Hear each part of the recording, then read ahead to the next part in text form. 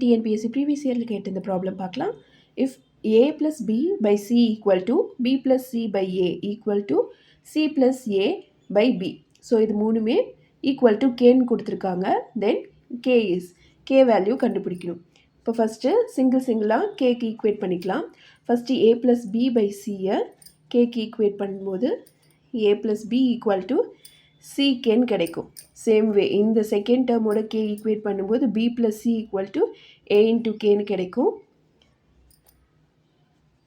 c plus a equal to b கேன்னு கிடைக்கும். இப்போது ஈக்குவேஷன் 1 2 3ன்னு எடுத்தால் 1 plus 2 plus 3ன்னு போடும்போது இங்கே லெஃப்ட் ஹேண்ட் சைடில் 2a இருக்குது.